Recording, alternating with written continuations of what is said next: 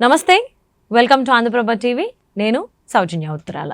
So ఎట్టకేలకు చాలా సంవత్సరాల తర్వాత ఫైనల్ ఒక గుడ్ న్యూస్ విన్నాం. ఏంటి అని అంటే జనసేన పార్టీకి సంబంధించి గ్లాస్ గుర్తు కన్ఫర్మ్ చేసింది ఎలక్షన్ కమిషన్. మరి అంశానికి సంబంధించి వారి విశ్లేషణని, వారి అభిప్రాయాన్ని మనతో పంచుకోవడానికి ఈరోజు మనతో పాటు ఉన్నారు సీనియర్ జర్నలిస్ట్ కిరణ్ గారు ఉన్నారు. వారితో మాట్లాడదాం. నమస్తే కిరణ్ గారు. నమస్తే అండి. హ్యాపీ ఉన్నట్టున్నారు మస్తుగా. నాకెందుకండి, నాకు ఏ పార్టీకైనా ఈ ప్రజాస్వామ్యంలో రాజకీయ పార్టీలు, గుర్తింపు పొందిన రాజకీయ పార్టీలు ఉండటం అనేది నేను దాని గురించి అన్నానని మీరు ఎందుకు అనుకుంటున్నారు?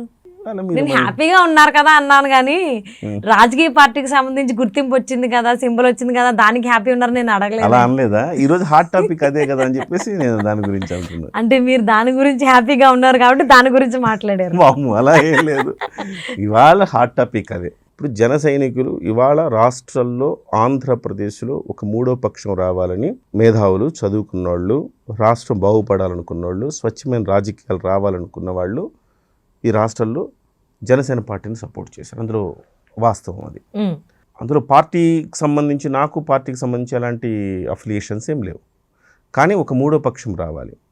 నాకు ఊహ తెలిసినప్పటి నుంచి వాళ్ళు లేకపోతే వీళ్ళు, వీళ్ళు లేకపోతే వాళ్ళు, ఈ రకంగా దోబూచులాడుతుంది అధికారం. ఈ క్రమంలో ఒక మూడో పక్షం రావాలి. సో రాకపోతే ఏం జరుగుతుందంటే మూడో పక్షం కూడా స్వచ్ఛమైన రాజకీయ పక్షం రావాలి. మూడో పక్షం వచ్చేస్తుందని బీఆర్ఎస్ ఆంధ్రప్రదేశ్లో పార్టీ పెట్టిందనుకోండి, మరొక ట్రెడిషనల్ పార్టీ వచ్చినట్టే. ట్రెడిషనల్ పార్టీ కాకుండా ట్రెండ్ సెట్ చేసే పార్టీ రావాలని మేము కోరుకుంటాము. సో ఒక రాష్ట్ర శ్రేయస్సు కాంక్షించే వ్యక్తులుగా ఒక మంచి రాజకీయ పార్టీ నాయకుడు, స్వచ్ఛమైన నాయకుడు కావాలనుకుంటున్నాం. ఈ క్రమంలో లోక్సత్తా జయప్రకాష్ నారాయణ గారిని ఆ రోజుల్లో చాలామంది నాలాంటి జర్నలిస్టులు సపోర్ట్ చేశారు. జయప్రకాష్ నారాయణ గారు రావాలి రావాలి రావాలని కోరుకున్నాం మేమంతా. ఎందుకంటే ఆయన భావజాలం బాగుంటుంది.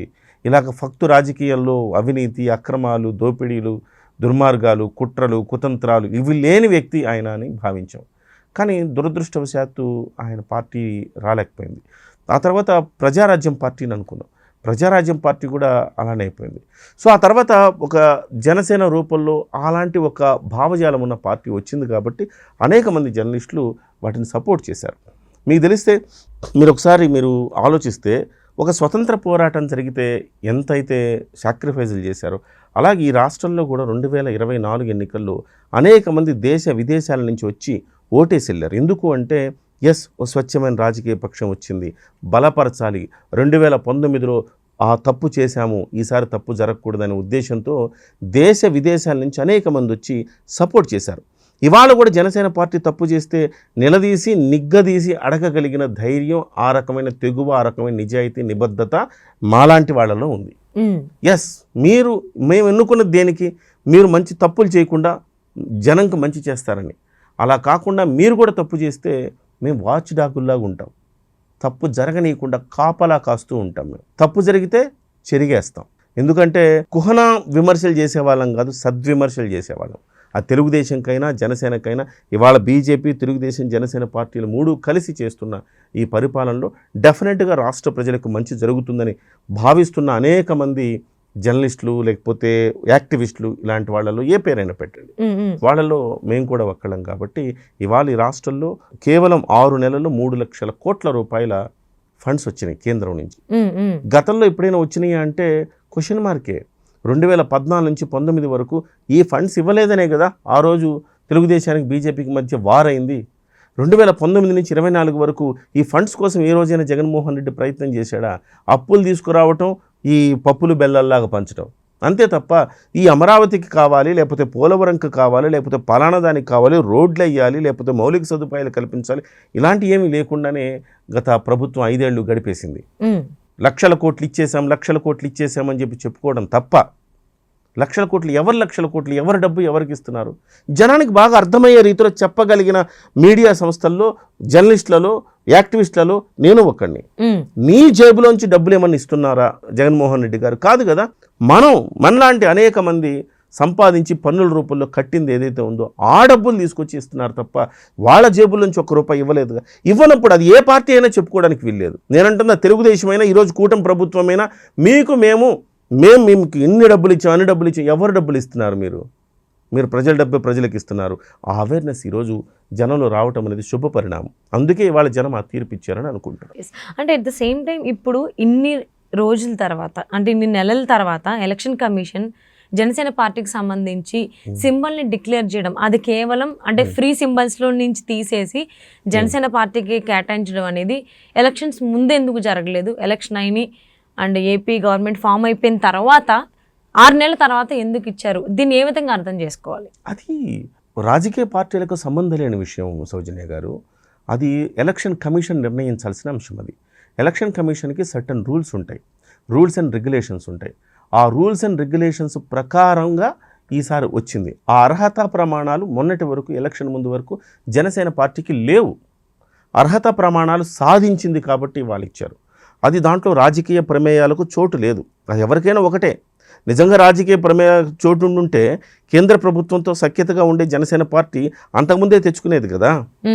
కానీ ఎందుకు అప్పుడు తెచ్చుకోలేదు, ఇప్పుడు ఎందుకు వచ్చిందంటే డెఫినెట్గా అది దానికి ఒక అర్హతా ప్రమాణాలు, రాజ్యాంగం ప్రకారం కొన్ని అర్హతా ప్రమాణాలు ఉండాలి. నెంబర్ 1, 2 అసెంబ్లీ సీట్లు సాధించాలి, లేదా 6%, 2 అసెంబ్లీ సీట్లు సాధించడంతో పాటుగా 6% ఓట్లు ఈ రాష్ట్రంలో వచ్చి ఉండాలి. ఓకే, ఫస్ట్ థింగ్ 6% ఓట్లు 2 అసెంబ్లీ స్థానాలు. లేదు, రెండవది 6% ఓట్లు ఒక్క లోక్సభ స్థానం అన్నా గెలిచి ఉండాలి. ఈ కాంబోలో ఈ సమీకరణం అన్న వర్కౌట్ అవ్వాలి. ఈ సమీకరణం 2 జనసేన పార్టీకి లేవు. గతంలో మీరు చూస్తే జనసేన పార్టీ ఒక్క స్థానం ఈ 6% సీట్లు ఓట్లు తెచ్చుకున్నది, కానీ ఒకే ఒక్క అసెంబ్లీ స్థానం గెలుచుకున్నది. కాబట్టి ఆ రోజు అర్హత లేదు జనసేన పార్టీకి. సో అది తప్పితే మళ్ళీ మూడవది 3% మీరు ఓవరాల్ సీట్లలోంచి 3% మీకు వచ్చి ఉండాలి. 175 ఉందనుకోండి, 175 అంటే 3% అంటే ఎంత అండి? సో కనీసం ఒక 5 సీట్లు గెలవాలి. సో అంటే 100కి 3 స్థానాలు, 200కి 6 స్థానాలు, కనీసం 5 స్థానాలు గెలిచి ఉంటే మీకు డెఫినెట్గా వచ్చేది. మీకు 6% ఓట్లు లేకపోయినా ఒక 5 స్థానాలు మీకు 6% ఓట్లు ఎందుకు? 2 అసెంబ్లీ స్థానాలు గెలిచినప్పుడే 6% ఓట్లు ఉన్నప్పుడు 5 అసెంబ్లీ స్థానాలు గెలిచినప్పుడు 6 స్థానాలు ఎందుకు ఉండవండి అని కూడా మీకు అనుమానం రావచ్చు. మనం ఒక 100 స్థానాల్లో పోటీ చేసామండి. ప్రతి చోట 2000, 3000, 5000, 10,000 ఓట్లు వచ్చినాయి, కానీ మనం గెలవాల. కానీ 2 అసెంబ్లీ స్థానాలు మాత్రం గెలిచాం.